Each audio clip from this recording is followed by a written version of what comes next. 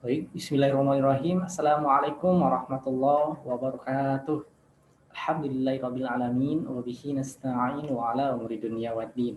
Asyhadu an la ilaha illallah wa asyhadu anna Muhammadan abduhu wa rasuluh la nabiyya ba'da amma ba'du. Apa kabar teman-teman semua? Semoga teman-teman yang menonton video saya ini selalu diberikan kesehatan dan selalu dalam lindungan Allah Subhanahu wa taala. Amin ya rabbal alamin. Baiklah, sebelumnya perkenalkan nama saya Musi Pradinata, NIM 04 dari Pendidikan Fisika kelas 6A. Pada kesempatan kali ini saya akan menjelaskan sedikit materi terkait pesawat sederhana dan sistem rangka.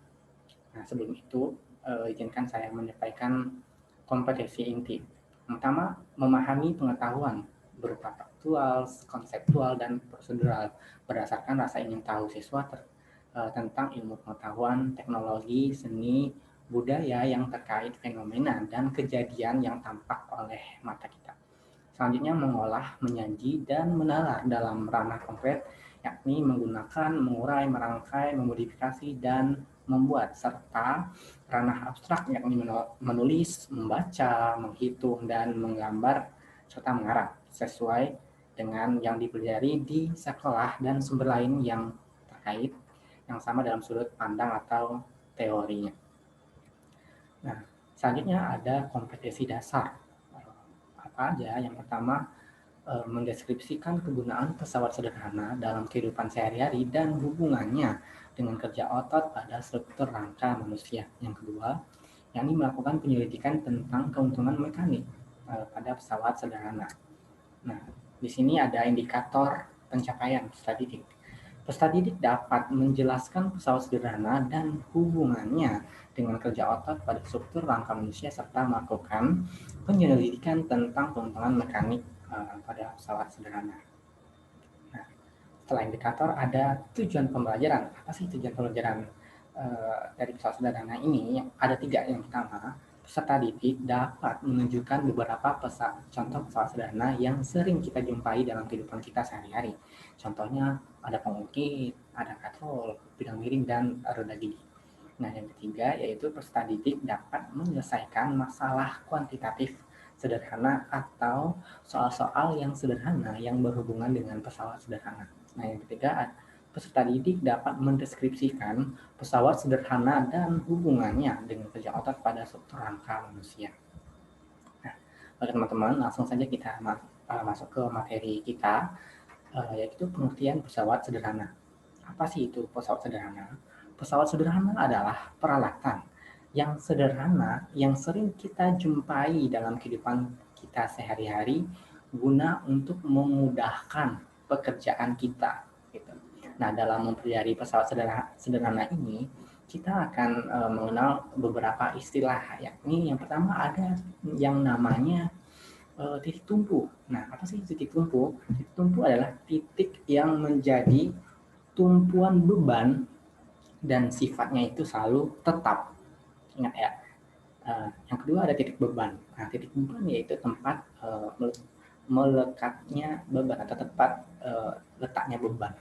Nah, yang ketiga ada titik kuasa. Titik kuasa itu tempat diberikannya kayak kuasa. Itu ada tiga itu istilah. Setelah pengertian, ada jenis-jenis pesawat sederhana yang akan kita bahas pada kali ini, itu ada 4. Yang pertama tuh satu pengungkit, yang kedua ada bidang miring, yang ketiga ada katrol, dan yang keempat ada roda gigi atau gear. Nah, baiklah teman-teman, di sini ada tuas atau pengungkit. Apa sih itu pengungkit? Pengungkit adalah pesawat sederhana yang berupa batang keras. Gitu. Nah, dalam kehidupan sehari-hari, orang menggunakan pesawat sederhana untuk mempermudah melakukan usaha ya. Nah, cara memindahkan batu dengan meletakkan tumpuan pada alat tersebut di antara batu dan gaya kuasa itu adalah pengertian dari pengungkit. Nah, di gambar kelihatan ya, ada seorang pemuda yang mengungkit nih, ada batu yang besar dengan menggunakan batang. Ini batangnya.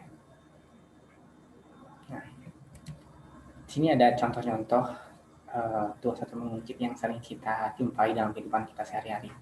seperti gunting, gerobak, penjepit roti, pinset, tang, skop, jengkar-jengkit, dan palu. Ya, mungkin kita semua di sini juga sering melihat benda-benda ini ya. Nah, selanjutnya ada hubungan titik tumpu, beban, dan kuasa. Secara matematis nih, rumusnya yaitu W dikali LB sama dengan F dikali LK. Di mana W itu adalah berat beban. Di sini terlihat ya, ini adalah W, beban. Selanjutnya ada lengan beban LB. LB itu adalah terletak antara titik tumpu dengan beban. Itu adalah lengan beban. Selanjutnya ada F. F di sini adalah gaya. Nah, selanjutnya dan terakhir ada LK. LK itu ada terletak di antara gaya F dan titik tumpu. Gitu ya. Rumusnya W dikali LB sama dengan F dikali LK. Nah, yang kedua ada yang namanya bidang miring. Nah, setelah kemajuan teknologi untuk mencukupi ruang, maka banyak orang memilih membangun gedung-gedung yang bertingkat. Nah, bagaimana cara yang dilakukan agar naik sampai ke lantai atas? Tentu dibuatkan tangga dengan kemiringan tertentu.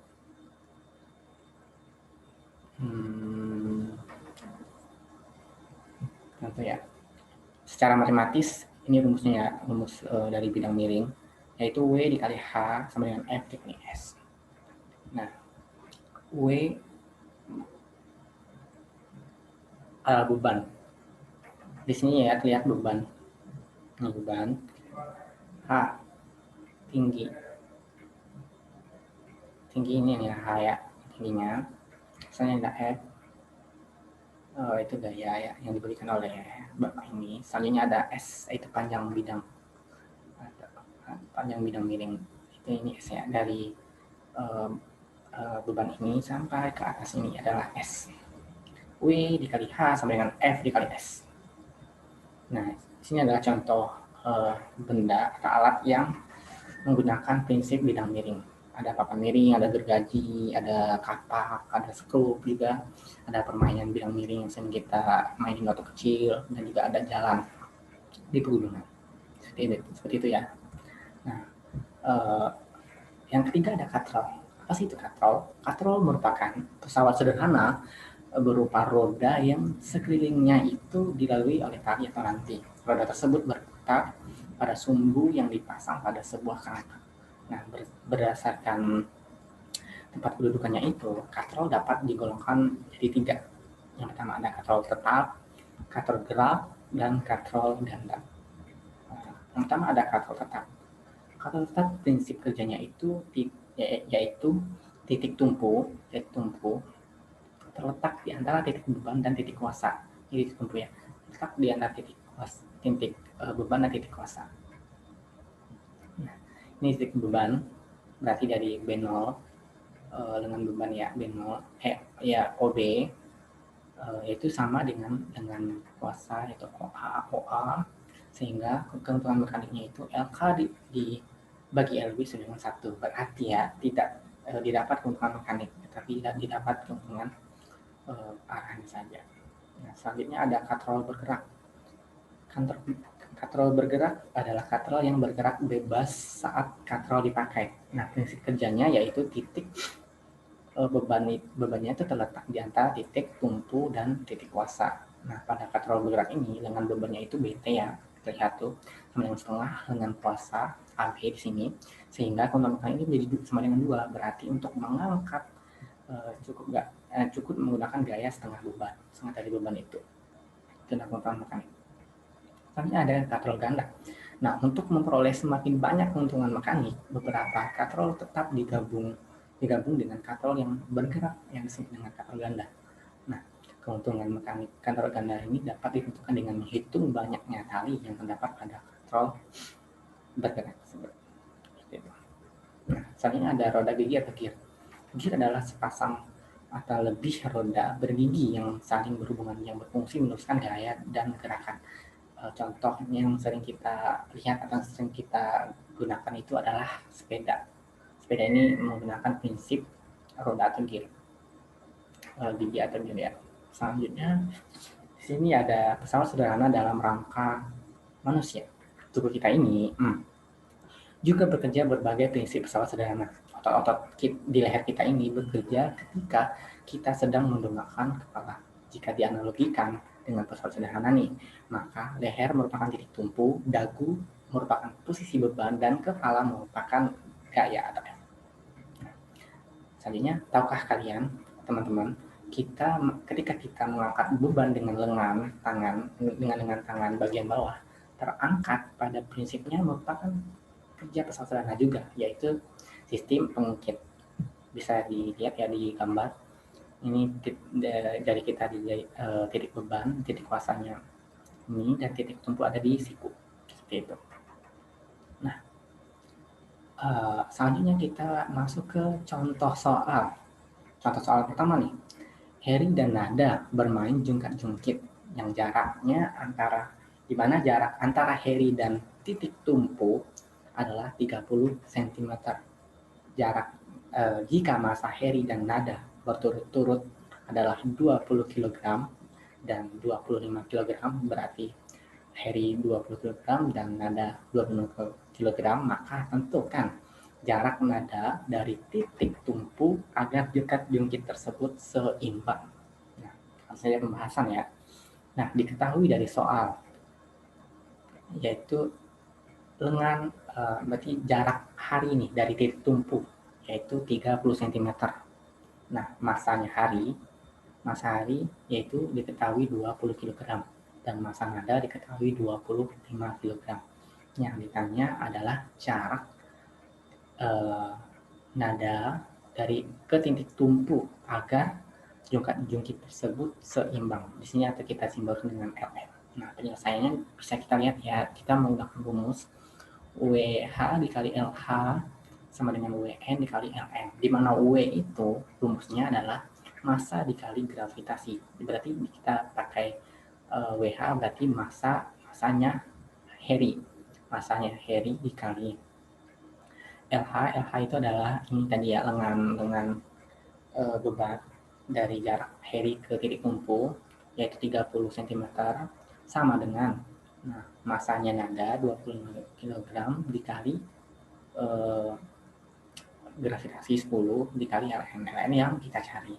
Berarti LN sama dengan ini dikali-kali dapat 6000 dibagi 25 dikali 10 250, dapatlah jarak nada dari titik tumpu yaitu 24 cm, sehingga jungkat-jungkit tersebut menjadi seimbang. Seperti itu. Mudah ya teman-teman. Selanjutnya ada contoh soal yang kedua. Pak Seno akan memindahkan sebuah kardus berisi buku ke atas rak setinggi 1,2 meter. Agar tidak terlalu berat memindahkan kardus tersebut, Pak Seno mengambil sebuah papan sepanjang 150 cm untuk dijadikan gudang miring. Untuk memindahkan kardus tersebut, gaya yang dibutuhkan Pak Seno hanya 400 Newton. Tentukan berat kardus yang dipindahkan. Pembahasan diketahui ya, gaya diketahui 400 Newton, H tinggi, ya berarti tinggi rak tersebut 1,2 meter, dan S ini adalah panjang papan tadi yaitu sepanjang 150 cm, kita jadikan meter, yaitu sepanjang 1,5 meter. Ditanya berapa sih berat kardus tersebut. Nah, kita pakai rumus yang materi tadi ya, F dikali S sama dengan W dikali H. Nah, dapat W kan, W sama dengan F dikali S dibagi H. Langsung kita masukin F-nya 400 dikali 1,5 dibagi 1,2, dapatlah W sama dengan 500 Newton. Jadi berat kardus yang dipindahkan oleh Pak Seno itu seberat 500 Newton. Baiklah teman-teman, mungkin sekian yang dapat saya sampaikan pada kesempatan kali ini. Mungkin kalau ada yang salah, kalau ada yang kurang, mohon dimaklumi. Saya juga minta maaf ada yang salah ya. Saya tutupi dengan wabillahi taufiq wal hidayah. Wassalamualaikum warahmatullahi wabarakatuh.